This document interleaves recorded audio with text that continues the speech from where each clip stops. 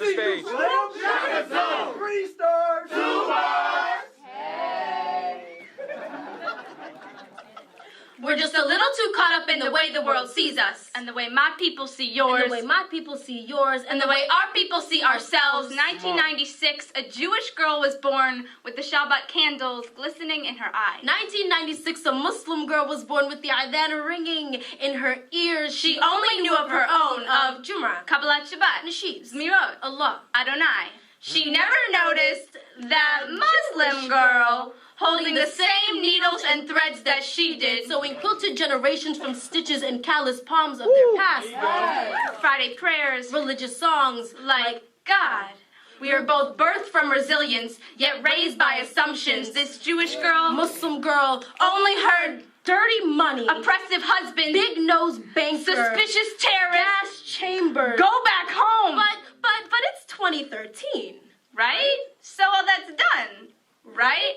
So why is it that every time a penny falls, I'm assumed to be the one to pick it up, stealing from every man's pocket, and every time an airport security check line moves forward, I'm the one who's pulled aside and patted down. Come on now. we both look discrimination in the eye? We both live in a country that swears up and down that all people are equal. Our hands should be caught together, fists raised as one, fighting against the stereotypes that this country has put upon my people.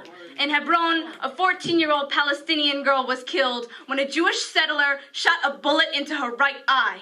She'll never get to witness her holy land come back to her. In Herzliya, a 14-year-old Israeli girl was killed by a Palestinian pipe bomb. She was just trying to eat her dinner at her favorite restaurant by the beach.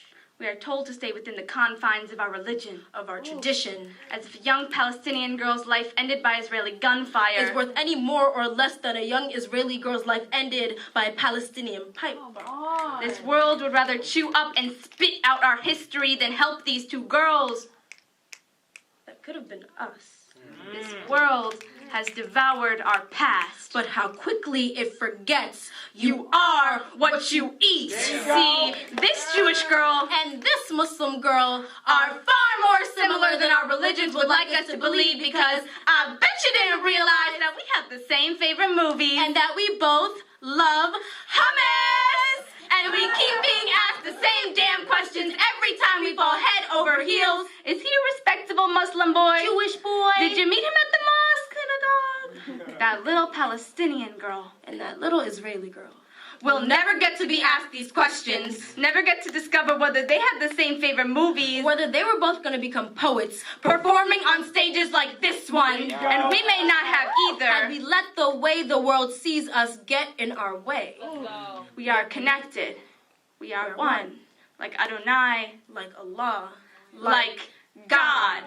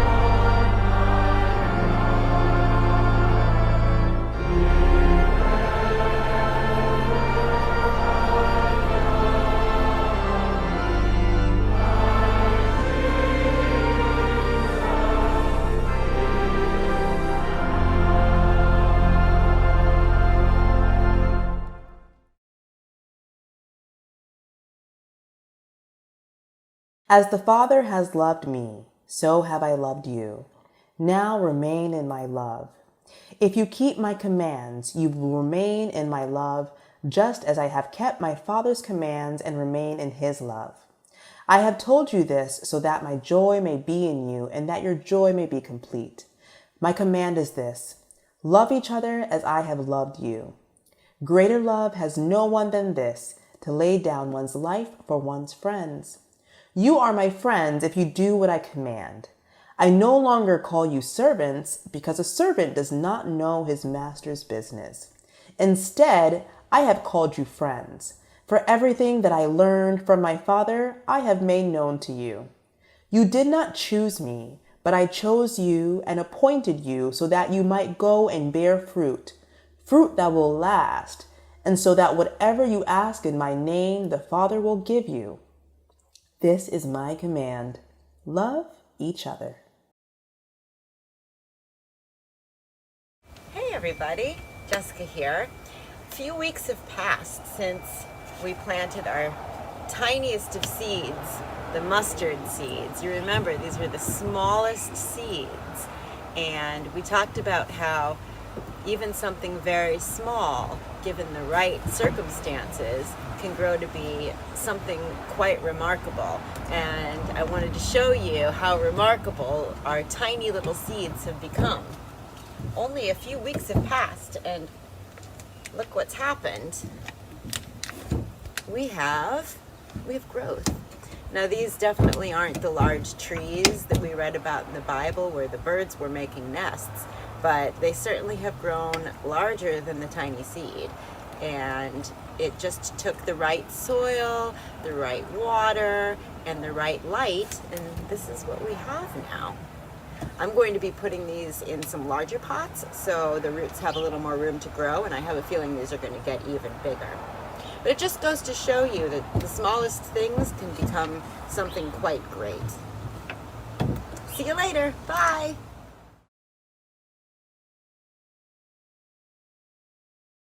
But Naomi said, "Return home, my daughters. Why would you come with me? Am I going to have any more sons who could become your husbands? Return home, my daughters. I am too old to have another husband. Even if I thought there was still hope for me, even if I had a husband tonight and then gave birth to sons, would you wait until they grew up? Would you remain unmarried for them? No, my daughters, it is more bitter for me than for you, because the Lord's hand has turned against me." At this they wept aloud again. Then Orpah kissed her mother-in-law goodbye, but Ruth clung to her. "Look," said Naomi, "your sister-in-law is going back to her people and her gods. Go back with her." But Ruth replied, "Don't urge me to leave you or to turn back from you. Where you go, I will go, and where you stay, I will stay. Your people will be my people, and your God my God. Where you die, I will die, and there I will be buried. May the Lord deal with me, be it ever so severely, if even death separates you and me." When Naomi realized that Ruth was determined to go with her, she stopped urging her. So the two women went on until they came to Bethlehem. When they arrived in Bethlehem, the whole town was stirred because of them, and the woman exclaimed, "Can this be Naomi?"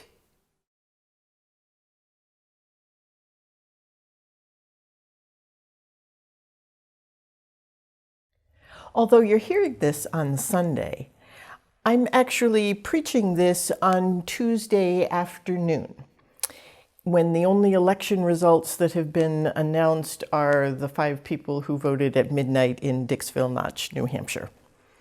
So I didn't pick the Bible readings or this sermon because I knew how the election turned out, because here in my moment, it is not finished yet. In fact, having to produce a sermon in advance of something as tense and divisive as this election has been a huge challenge, knowing that it's not going to be seen until 5 days after it happens. I've wrestled with it for over a month.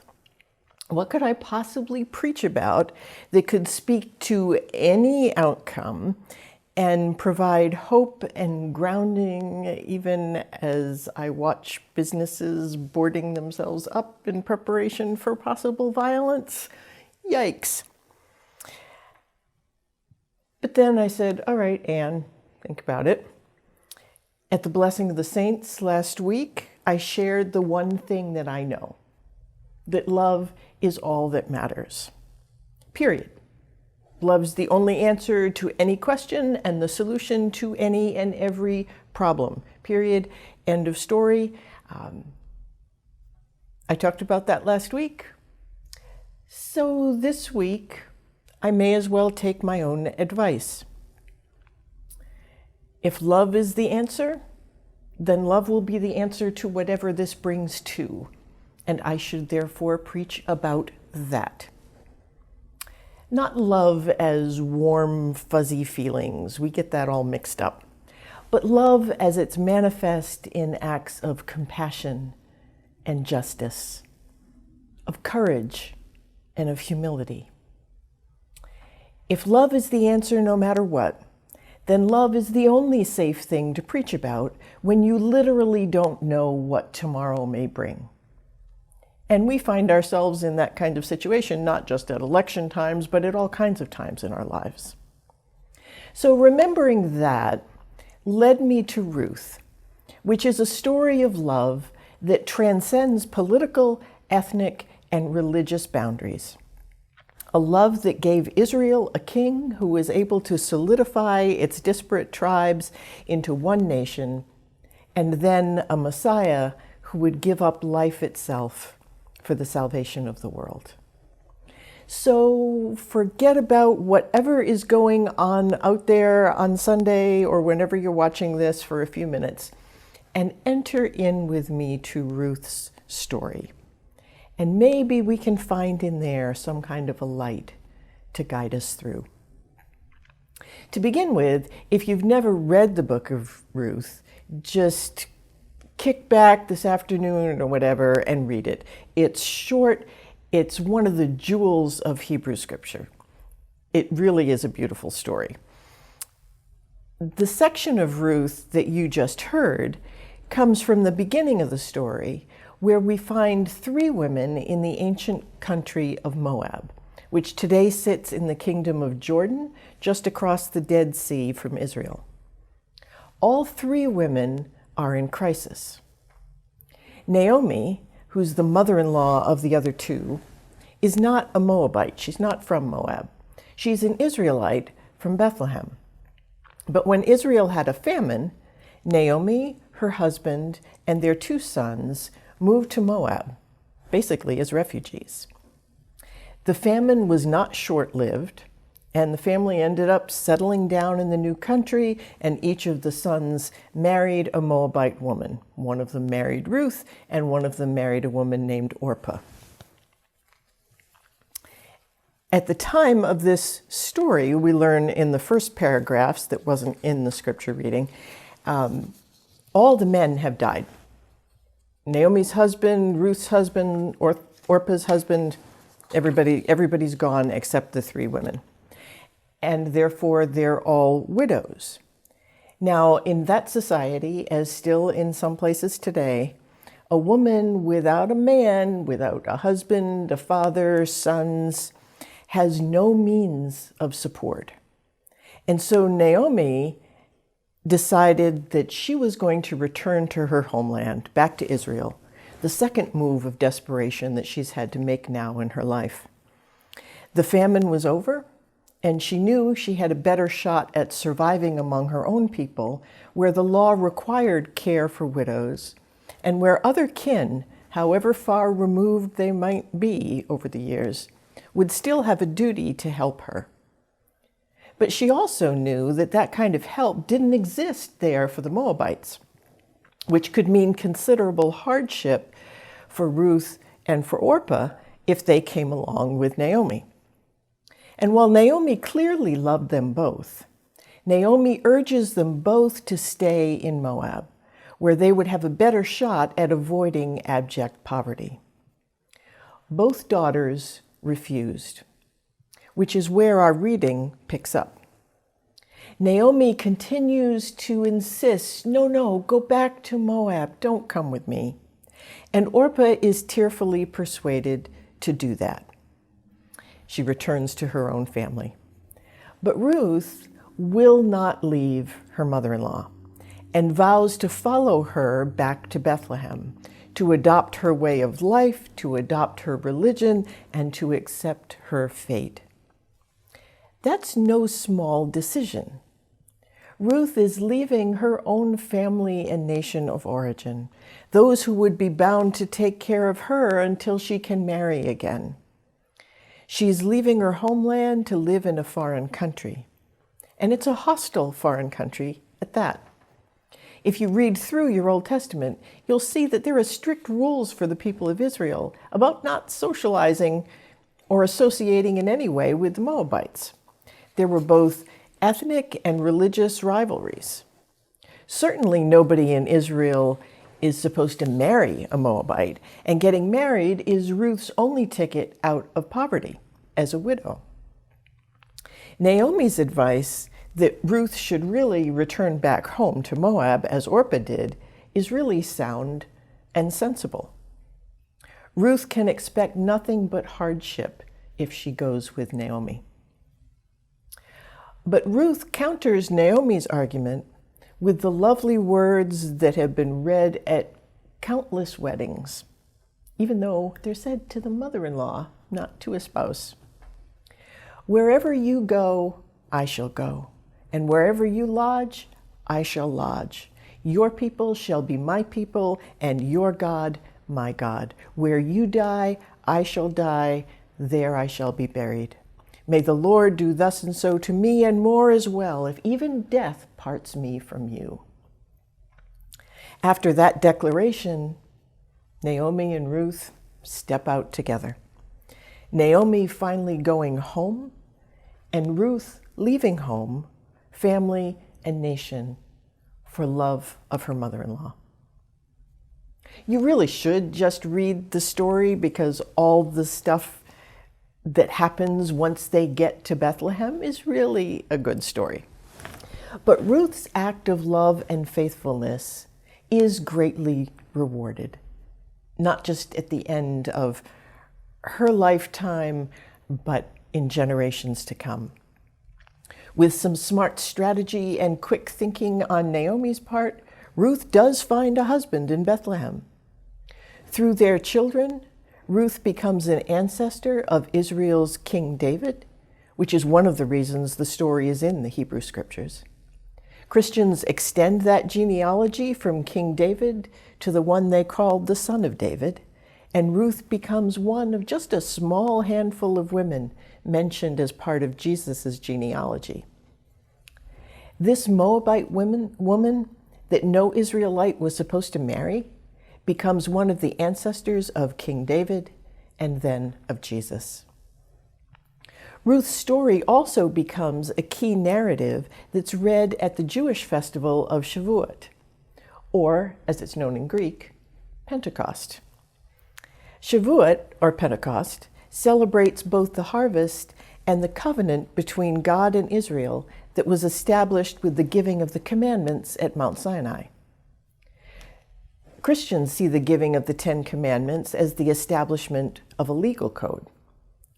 Jews describe that same event using the metaphor of a wedding, a covenant of love and faithfulness between God and God's people that echoes the promise of Ruth to her mother-in-law, to go where she goes and to lodge where she lodges, to death and beyond.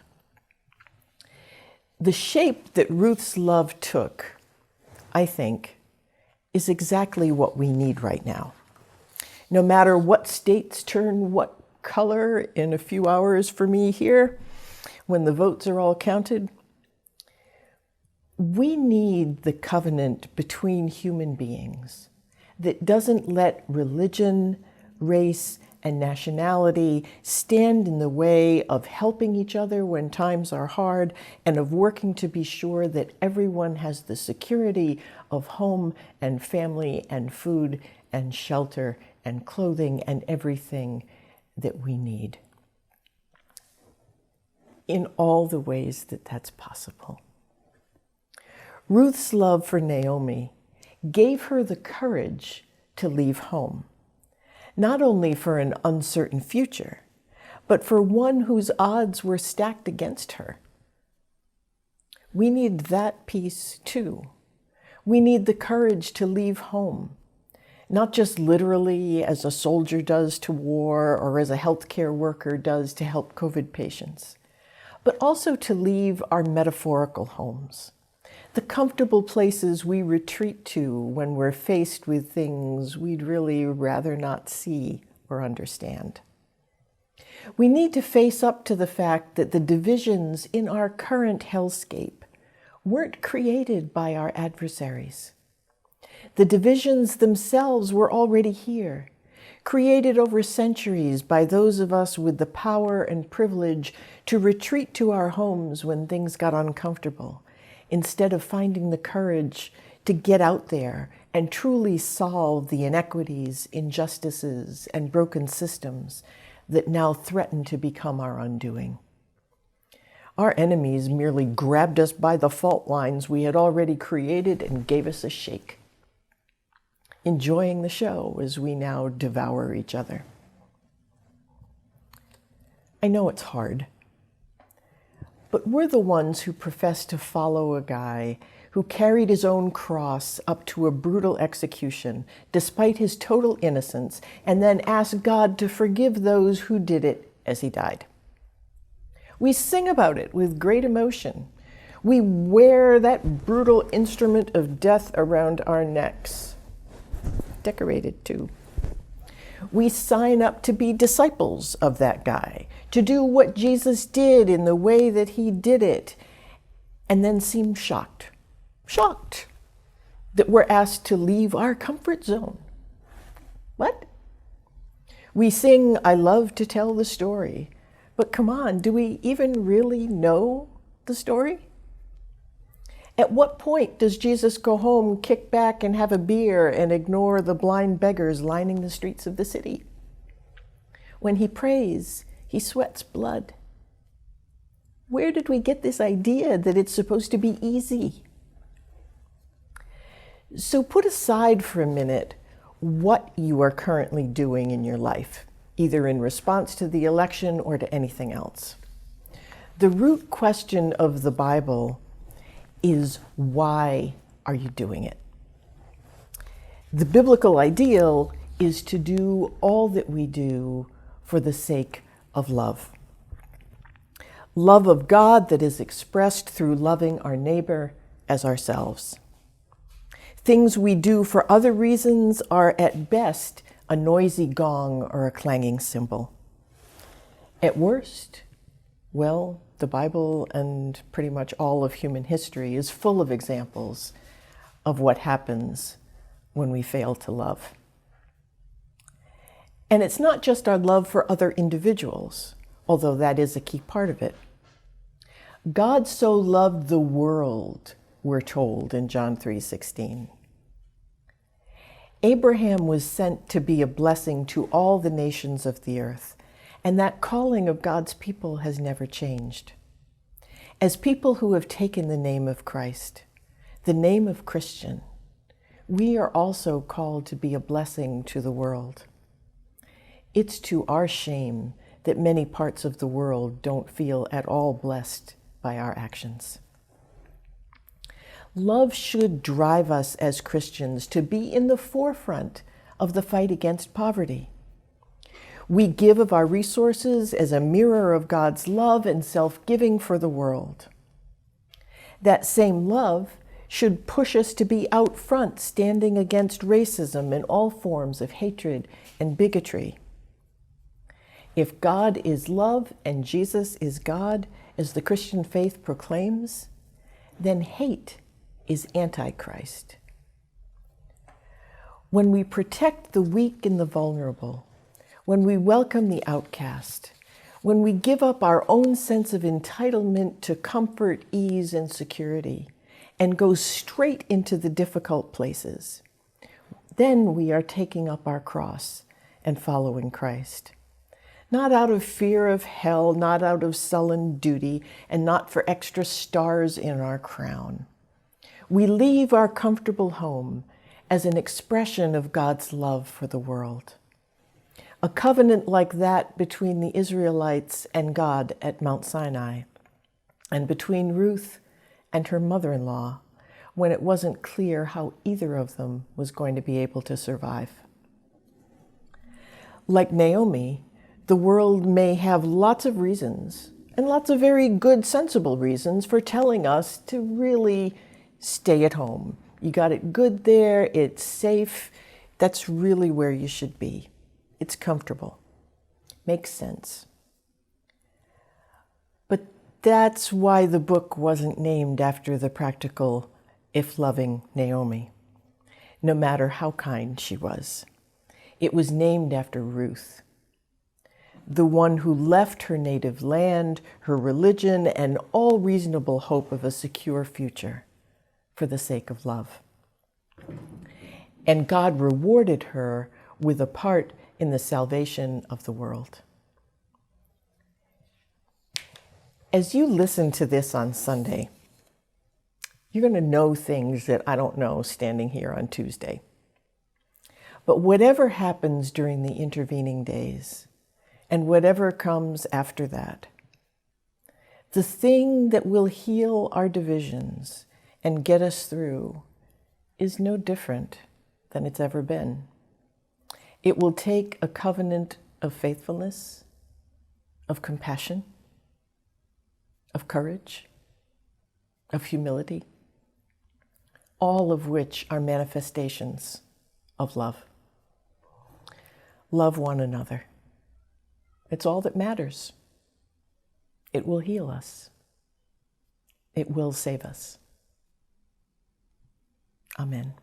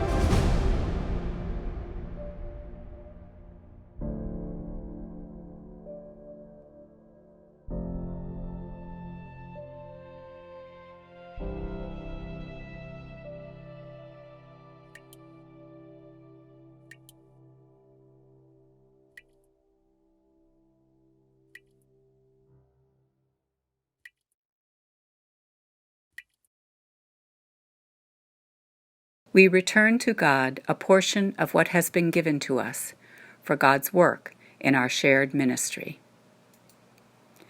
Friends and members are asked to prayerfully consider giving in support of Crawford's ministries and operations.